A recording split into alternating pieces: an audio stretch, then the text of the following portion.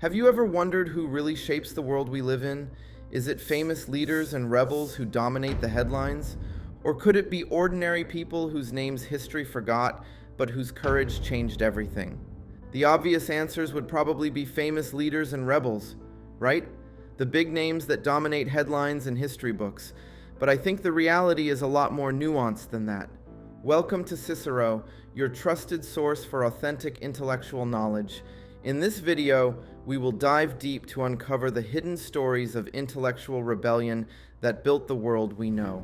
The battles fought not with weapons, but with ideas. But before we get started, let me ask you, who comes to mind when you think of someone who changed the course of history through their revolutionary thinking? I don't know about you, but when I think of history, I usually think of big names.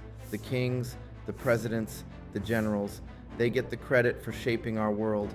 But have you ever stopped to think about the unsung heroes, the everyday people who stood up for what's right? Maybe Galileo Galilei, whose scientific mind challenged the dogmas of his day and laid the foundations of modern astronomy. But for his principles, he was scorned by society and spent his final days under house arrest. Still, Galileo persisted in questioning established beliefs and pioneering new ways of understanding our cosmos. Or what about 𝗁𝗲 𝗁𝗁 and her brother Hans, two German students who could no longer stay silent as madness consumed their nation during World War II. They dared to distribute leaflets urging resistance against the Nazi regime. Their bravery cost them their young lives, but lit a spark of defiance that inspired the world. These are just a couple of examples of unsung heroes who risked it all for truth. On this journey together, we'll meet so many more. We've all heard that famous phrase, history is written by the victors. It's the idea that the winners shape the narrative. They get to paint themselves as the heroes, but that saying doesn't quite capture the full picture. Often, history's true heroes are the unsung ones, those who stood up for truth and justice even under the worst odds. For most of history, the victors controlled the narrative. But today, with the internet and new voices rising up, that power is shifting. So how will you help write the next chapter? How can we lift up the unsung heroes of past and present? I want to introduce you to the unknown faces of the Tiananmen Square protests. Back in 1989, their courageous stand for freedom shook the halls of power in China and haunts the collective memory of the nation. Yet today, any mention of these students' sacrifice is censored in China. Their names are stripped from textbooks in a chilling Orwellian effort to erase them from history. But we cannot forget. Their defiant act shaped the course of human rights in China and showed the raw power of individuals to stir the conscience of nations. How about figures like Edward Snowden or Julian Assange in more recent times? Say what you will about their methods, but don't they embody a new generation who harness technology to challenge abuses of power and bring dark truths to light? Their actions reveal uncomfortable realities that those in authority would rather keep hidden, and they force us to confront vital questions about the balance between security, privacy, and self-governance in the modern digital era. Controlling information is an age-old playbook for keeping power. Just look at some of history's most repressive regimes. In George Orwell's book 1984, the government rewrites history to fit its agenda. They control the narrative totally. Anyone who questions it vaporizes down the memory hole. Aldous Huxley's Brave New World shows a society hooked on consumption and distraction. Real history is suppressed. Critical thinking, non-existent. These books are fiction, but we've seen plenty of real-life examples too. Let's revisit the Catholic Church versus Galileo. They saw Galileo's discovery about our solar system as a threat to their authority. So, they silenced him through persecution and imprisonment. Centuries later, China tried erasing the Tiananmen Square events from history, an inconvenient truth for the regime, so they just deleted it from the national narrative. You see, at its core, this is a battle that has raged throughout history between those who seek to control information and those ready to risk everything for truth. Does this battle seem familiar to you today? In our hyper-connected yet fractured age, facts and objectivity have never been so elusive. A 2019 survey found that 86% of people in the USA believe political polarization has become a serious issue. The numbers reflect this disturbing trend. In 2016, 64% of Trump supporters and 55% of Biden supporters admitted having few or no friends across the aisle. By 2020, those figures jumped to 79% and 77% respectively. We are retreating into echo chambers where opposing views are demonized. And this isn't just perception. Studies reveal the ideological gap between parties has nearly doubled over the past 20 years. What does this extreme polarization say about our modern relationship with knowledge and intellectual freedom? How did we get here? And most importantly, how can we bridge these divisions to nurture a more inclusive public discourse? I don't claim to have all the answers, but the first step is to understand how we arrived at this state of affairs. Many look to elite institutions like universities and the media to be guiding lights in the pursuit of truth. We're taught to trust the experts, but history shows even the most respected institutions are flawed. They can perpetuate groupthink, suppress inconvenient truths, prioritize reputation over honesty. Take the Catholic Church silencing Galileo, for example. They couldn't handle an idea that threatened their power, even if it was true. Institutions preserve the status quo, but real progress demands questioning assumptions, thinking freely. As Einstein said, blind belief in authority is the greatest enemy of truth. Look at today's universities. Surveys reveal over 70% of students self-censor views that could be offensive. Professors do the same. Our colleges were meant to cultivate intellectual freedom and curiosity. But have they fallen short of this mission? William Deresiewicz argues yes in his book Excellent Sheep. He says, "Our system of elite education manufactures young people who are smart and talented and driven, yes, but also anxious, timid, and lost, with little intellectual curiosity and a stunted sense of purpose." How incredibly accurate is this observation, especially in an age where digital platforms could transform the educational landscape? And this is why our elites fail us, because schools like Yale, Harvard, and other places fail to give them proper education. William observes that the problem is that students have been taught that that is all that education is: doing your homework, getting the answers, acing the test. Nothing in their training has endowed them with the sense that something larger is at stake. They've learned to be a student, not to use their minds.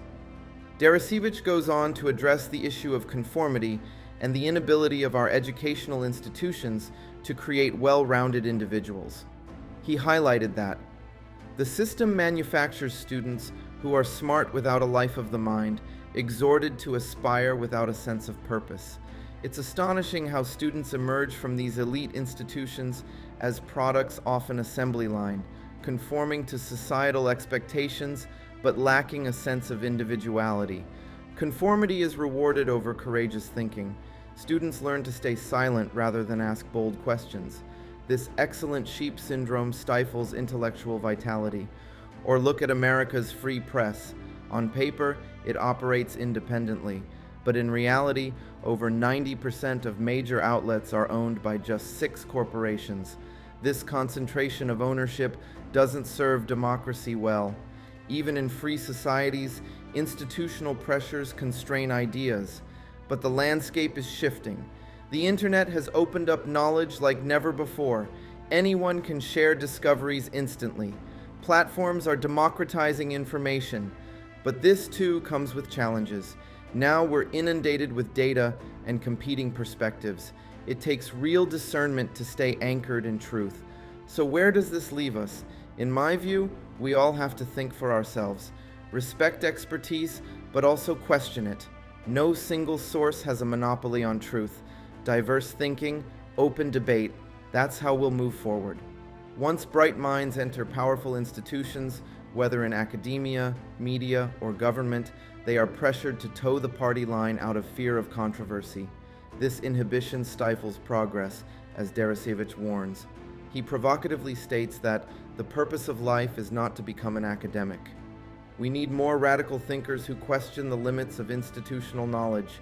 People like physicist Richard Feynman, known for rejecting dogma and pioneering quantum electrodynamics, or pioneer microbiologist Lynn Margulis, who challenged the male-dominated scientific establishment with her groundbreaking endosymbiotic theory on the origins of complex cells. These courageous minds remind us that innovation often emerges from outsiders, while insiders can become trapped in self-limiting systems. But we need more people who can straddle both worlds. In the internet age, the lecture hall model seems more outdated than ever. With a wealth of ideas and thinkers at our fingertips, we have to reimagine education. We need to teach students not what to think, but how to think, freely, critically, and authentically. The intellectual journey ahead will require audacity and imagination. Our schools have an urgent duty to cultivate these qualities and unlock our next generation's potential, but they can't do it alone. The majority of Americans are tired of the polarization and tribalism that has taken over the country's politics.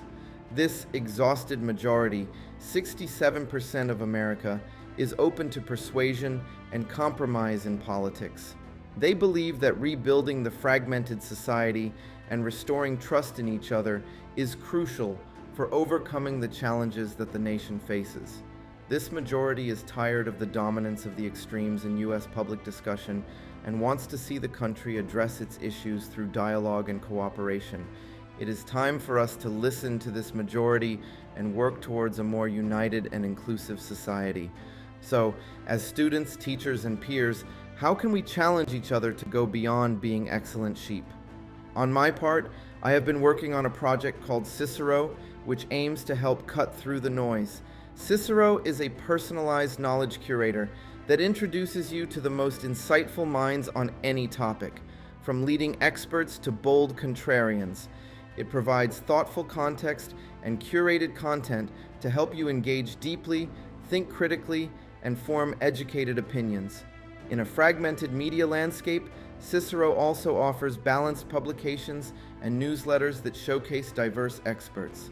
The goal is to give you the knowledge to separate facts from hype so you can participate as an informed, independent thinker. 𝗍𝗫 is named after the great Roman philosopher and orator who said, "To be ignorant of what occurred before you were born is to always remain a child."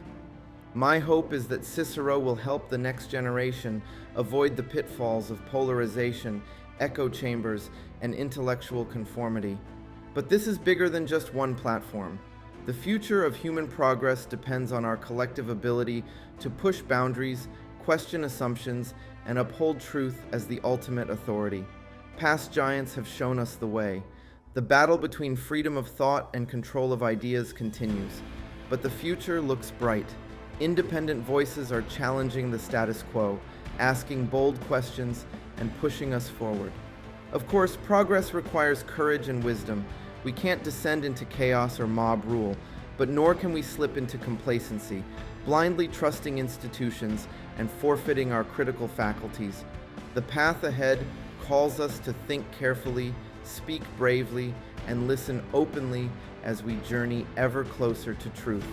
Friends, we stand at an exciting crossroads for humanity. Our civilization will go where our collective insight guides it. And here's the amazing part. Each of us has a role to play. The future isn't shaped only by generals, presidents, and celebrities. It's shaped by everyday people who dare to think differently. Our ideas, our questions, our willingness to stand up for what's right, this is what changes the course of history. So let's keep honoring the unsung heroes who came before us, and let's keep lighting the way for those who will come next. The adventure is just beginning. Where will we go together? Let me know in the comments section.